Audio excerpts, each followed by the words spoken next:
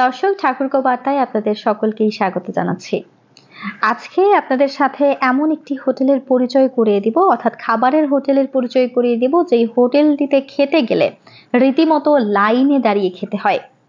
এই হোটেলটিতে এত পরিমাণে ভিড় হয় যে আসলে রীতিমতো লাইনে দাঁড়িয়ে খেতে হয়। যে হোটেলটির কথা বলছিলাম এটি কোনো 5 তারকা হোটেল নয়, এটি একেবারেই যে গ্রাম্য অঞ্চলের যেই হোটেলগুলো হয়, অজপাড়া গায়ের হোটেলগুলো যেরকম হয় আসলে সেই ধরনেরই একটি হোটেল। খুব বেশি চাকচিক্যে ভরা নয়, একেবারেই সাদামাটা। তবে এই হোটেলটিতেই প্রতিদিন 40 থেকে 45 কেজি গরুর মাংস বিক্রি হয়। এই হোটেলটি আসলে বিখ্যাত গরুর মাংসের জন্যই। দূর দূরান্ত থেকে মানুষ আসে এই হোটেলটিতে। বলছিলাম গোলামের হোটেলের কথা। এই হোটেলের যদি অবস্থানের কথা আপনাদেরকে বলি, এটি সিরাজগঞ্জের যে এনায়েতপুর রয়েছে, এনায়েতপুরের কোল ঘেঁষে আপনারা জানেন যে যমুনা নদী চলে গেছে।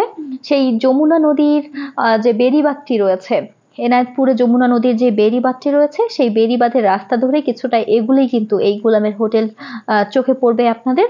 আপনারা কিন্তু চাইলে এখানে এসে খেয়ে যেতে পারেন। যেমনটি বলছিলাম যে এখানে প্রতিদিন 40 থেকে 45 কেজি শুধুমাত্র গরুর মাংস বিক্রি করা হয়। এছাড়াও কিন্তু এখানে মাছ, মাংস, মুরগির মাংস, তারপরে যে সবজি, এই ধরনের ভর্তা সহ বিভিন্ন ধরনের কিন্তু মুখরোচক যে খাবারগুলো রয়েছে অর্থাৎ সবজি, সেগুলো কিন্তু এখানে পাওয়া যায়। তবে এখানকার বিখ্যাত অর্থাৎ মানুষজন কিন্তু বেশিরভাগ খেতে আসে দূর দূরান্ত থেকে। এখানকার যে গরুর মাংস রয়েছে সেই গরুর মাংস রান্না কিন্তু এখানে খেতে আসে।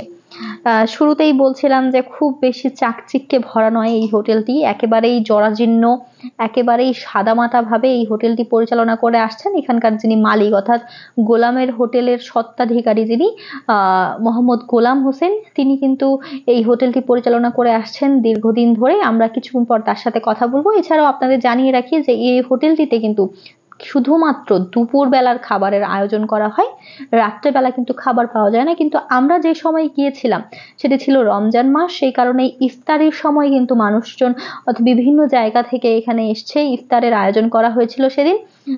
অর্থাৎ রমজান মাসে ইফতারের আয়োজন করা হয় এবং সারা বছর কিন্তু শুধুমাত্র দুপুরে খাবারের আয়োজন করা হয়। আমরা কথা বলবো এখানকার যিনি স্বত্বাধিকারী রয়েছে তার সাথে।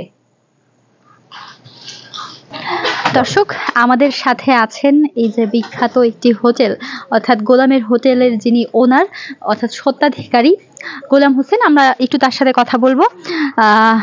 আপনার কাছে প্রশ্ন যে হচ্ছে, এই যে আপনার গরুর মাংসটি এত বিখ্যাত, বা আমি যদি বলি আপনার হোটেলটি এত বিখ্যাত, আসলে আপনার কোনো সিক্রেট কোনো বিষয় এই রান্নার মধ্যে আছে কিনা? না, ওইরকম কিছু নাই, তবে আমরা খড়ির দিয়ে রান্না করি, মাটির আইসালে, এই জন্য একটু ভালো লাগে এই তরকারিগুলা। তাছাড়া অন্য কিচ্ছু দেওয়া নাই, সব এখানেই কুইটে হয়েছে, এখানেই রান্না করি আমরা। এত বিখ্যাত হলো কিভাবে? আল্লাহ দিছে, আল্লাহ না দিলে পাইলাম কোনে কোন, আল্লাহ দিছে। আর খরিদ্দার আইসে বিলাই তাই অনেক ভালো ভালো লোক আইসে ভাত খাওয়ার জন্য অনেক দূর থেকে, যে যাই ভাত খাইছি গরুর গোস্ত দিয়ে কি মুরগির গোস্ত দিয়ে এরকম। আচ্ছা, আপনি কত বছর আগে এই হোটেলটি দিয়েছিলেন? প্রায় 20 বছর হয়েছে। 20 বছর আগে এই হোটেলটি আপনি দিয়েছিলেন? এখনো ওই মানে আগের মতোই চলে, একটু কম চলে না, একই মাপ।